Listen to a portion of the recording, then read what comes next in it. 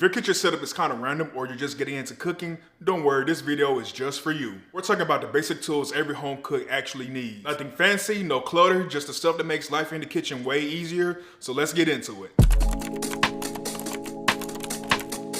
Today we are going over several different categories of starter equipment that every average home cook needs to make cooking easier for them. And believe me, when I tell you, they're cheap and they're not expensive. Like, you don't need to break the bank or rack your brain over what you actually need.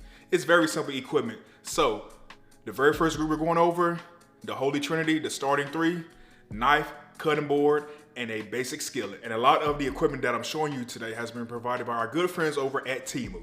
Temu also realizes the growing confusion on what type of equipment you need in the kitchen. And so they are partnering with me today to help show y'all that, hey, they can help you get the basic needs. They got the basic needs for you with everything on their website, and all products are going to be linked down below in the description and also pinned in the video at random moments. So yeah, thank you for Temu for partnering with us today. And for the first piece of equipment that every cook needs or every home shelf is a good knife, a good sturdy knife. And now listen, this is one of the biggest misconceptions in cooking, especially folks starting off. They think they need the most expensive Japanese steel or Korean steel or just like any type of high expensive steel knife, when no, that is not the issue. And please be careful with knives always. That is not the issue. You can get the most common cheap knife even from Walmart. Cuisinart, actually a favorite brand of mine to use, Cuisinart, links down below. And this knife will last you for so long and it's just as good. You got to make sure that it's a good sturdy chef blade, sturdy handle, and also it does you good when chopping. Like, so seriously, this knife, Cuisinart's brand, be lasting me for a long time, and that's also because I take care of my knives. That is the biggest thing when it comes to knives. You have to take care of your knives. Even the most expensive knives get dull, and after that, you done spend hundreds of dollars on a knife that's just as dull as a regular knife. All you have to do is keep your knife sharp. And to help pair along with keeping your knife sharp is a good, sturdy knife sharpener. Or you can go through the process of getting a whetstone kit, and if you want to learn a whetstone, just be careful because you can get injured using a whetstone kit as well. Hey, these two things will keep your knife the sharpest the most and help keep the longevity of the knife. So seriously, you don't got to go spend a couple $100s on a knife. This is my girlfriend's Cuisinart knife, extremely sharp knife, because guess what? We keep it up and we take care of the knife. All right, now let's talk about the next piece of equipment that you need to go along with a knife, because you can't cut on the bare surface, and that is cutting boards. Cutting boards are essential if you want to be able to be a home cook in the kitchen, because you don't want to cut your produce, your fruit, your proteins, like whatever it is. You don't want to cut it on the cabinet because that can ruin the knife.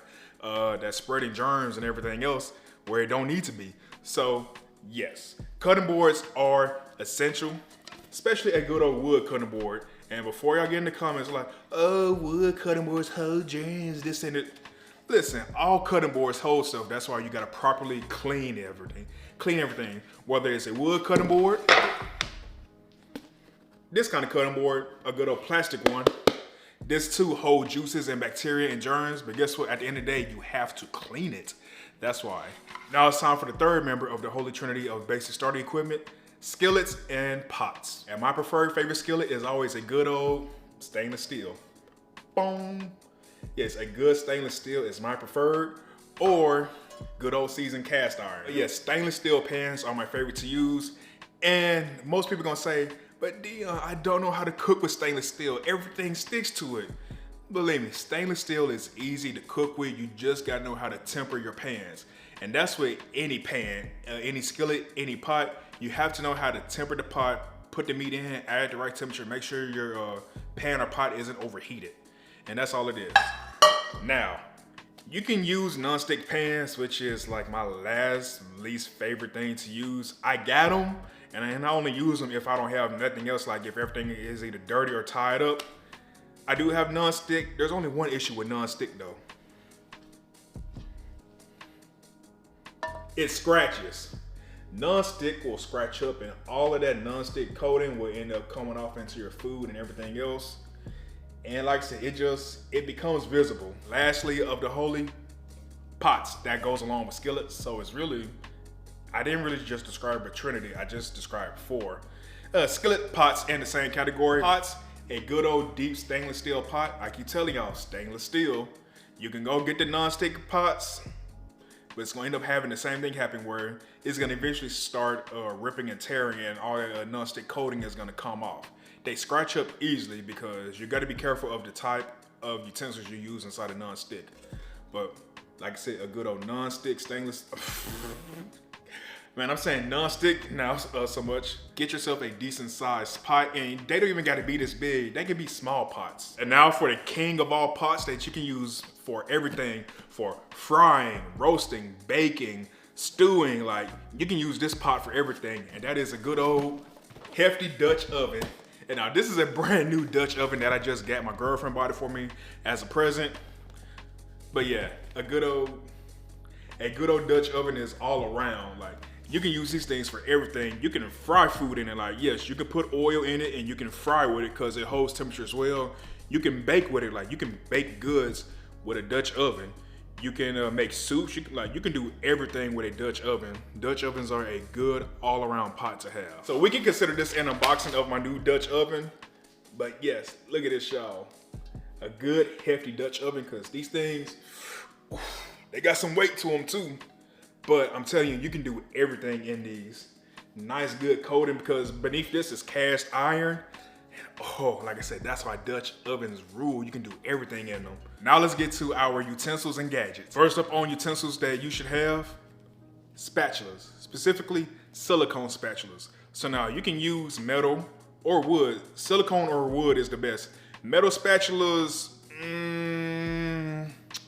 not really a big fan because they can mess up a lot of stuff. They're mostly used for, if you're on a source like a grill or something where, you don't gotta worry about it getting scratched up. But silicone and wood spatulas, specifically stirring spatulas, because these are like stirring spatulas. You got your flat spatulas as well. But like I said, those are really good for like on grill surfaces or like flat top surfaces.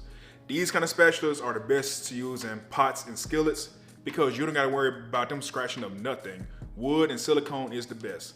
I always keep me about 2 to 4 of these around. There's also the whisk, the most underrated kitchen utensil there is. The whisk is needed, y'all. I'm telling y'all.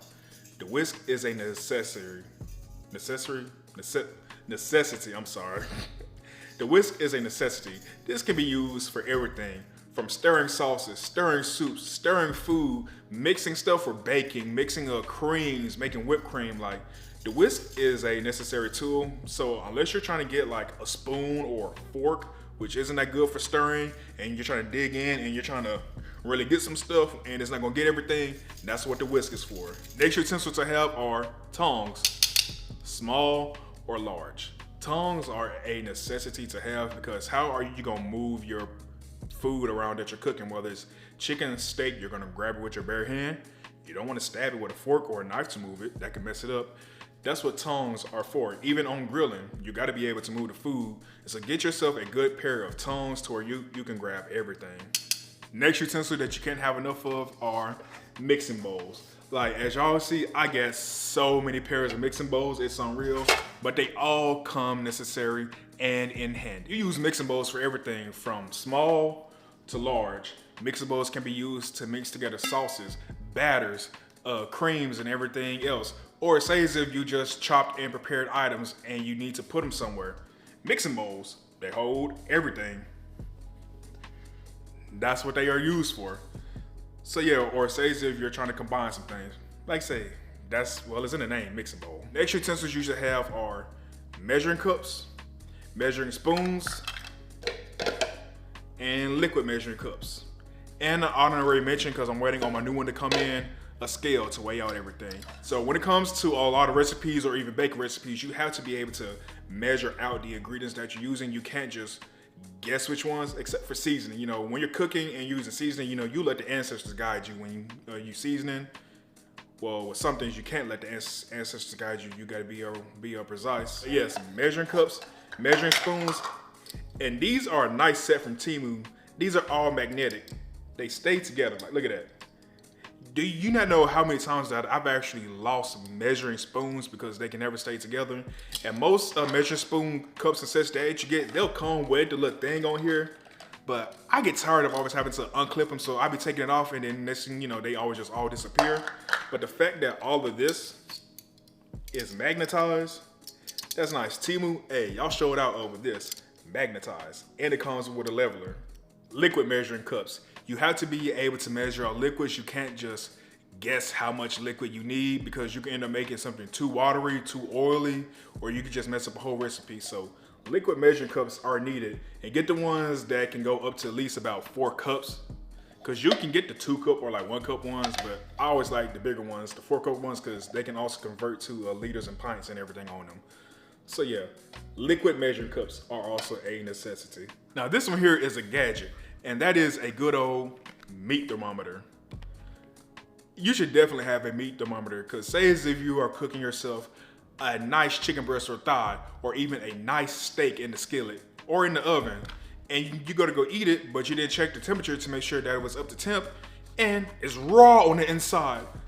And it works as Gordon Ramsay, it's bloody raw. And that is why you need a meat thermometer. A meat thermometer can read the temperature of any substance that you stick it into, whether it is a piece of meat that you're cooking, something that you're baking, a stew that you're doing. This is necessary to make sure that you are getting it up to temp and to make sure you don't get sick from eating some raw food. I don't need you sick out here. Get a meat thermometer. Another utensil that I like to have in my kitchen is a spider strainer or a spider mesh, whatever you want to call it. But these are great to have. So say as if you need to lower something into some hot oil or some hot boiling water. This right here is the best thing to use, and you can also pick it up and it drains off all the oil or water. So you can easily just lower it on in or take it out. This is the best thing to use because you can use tongs, but if you grab something from out of like boiling hot water or oil using tongs, you'll grab it, and then if you move the tongs in any way, that liquid is gonna stream down the tongs and it can burn you down here. So using this is nice. And they come in all sizes from small like this to very large. Every home cooker chef should have some kind of zester. My favorite one is a microplane. This is an all-around tool that can be used for a majority of things. So say as if you need lemon zest or lime zest. That's what you use the microplane for, to go across it, get the lemon zest you need. Say as if you need to grate down some onion, ginger, garlic. You need to grate down something, microplane. You just run it across, shoot, nutmeg to top off something, cinnamon. So you just run it across the top of it, watching your fingers, and you have all of the grated dog barking.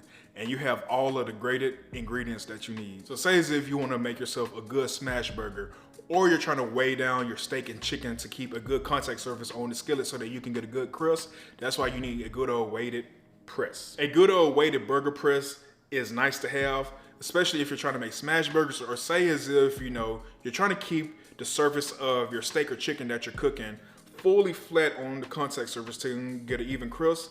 That's what the press comes in for. You can place it on there and just leave it there to hold it down. Now let's move on to the big kitchen electronics and countertop gadgets. Now this is gonna be my favorite one right here. Now you should know one of my favorite gadgets has always been my KitchenAid stand mixer. Without this, a lot of the recipes and also cakes and everything else you have seen on the channel wouldn't be possible. Having a KitchenAid is a nice thing to have, especially if you are a baker. Now, KitchenAids can run on the pricier side. These are a couple $100s, but they are nice to have. A lot of the cakes, cupcakes, and other sweets that I've made on here is all thanks to this bad boy, and I've had it for some years. And I'm also considering upgrading very soon though to that new bowl one, the wood bowl one, but this one, I'm gonna keep using it until the legs fall off because it's been my favorite and I love it. So KitchenAid, thank you for making an awesome product. And another KitchenAid product, a good old food processor. Y'all, a food processor can make the biggest difference there is in the kitchen. This can be used for everything from chopping up ingredients to making sauces to breaking things down. The food processor is a nice gadget to have. Now, you don't gotta get a big one like this. There are smaller size ones too that aren't as expensive. This one right here will run you like 100 plus, while there are some for less than $50. You know, a lot of the strawberry crunch crumble that I make, I'm able to break it up because of food processor. I did forget to mention these during the earlier part of the video during the utensils and gadgets, but sheet trays. Sheet trays are such a necessity to have. Like, you can't go wrong with using a sheet tray when it comes to making baked goods. You're trying to cook something in the oven. a sheet tray is a well-rounded thing to use. All right, everyone, I hope you enjoyed this video. I hope I was able to show you that, like, hey, you don't need that much stuff to become an at-home chef or cook. Like, seriously, you don't need that much, and you don't need to spend that much either. It could be completely inexpensive as long as you get the right equipment to start you off. And I pray that each of you are able to start your cooking journey just the way that I was able to start my journey, because you all got to start somewhere. And you get your equipment bit by bit by bit by building up. Like, it's not all gonna come to you at one time. Well, I hope you enjoyed this video, and I hope it was very informational for you and very educated. And again, thank you for Temu for partnering with me to do this video. Hey, big shout out to them. And like I said, links to all the products that I used today will be in the description down below, or tagged just in certain points throughout the video. Like I said, I hope you all enjoyed it, and I can't wait for you to stick around for the next video. So make sure you like, comment, share, and subscribe to this video. Subscribe to the channel, turn on post notifications. Keep on supporting me. I love each and every one of you, but I'll catch you all in the next one. Peace.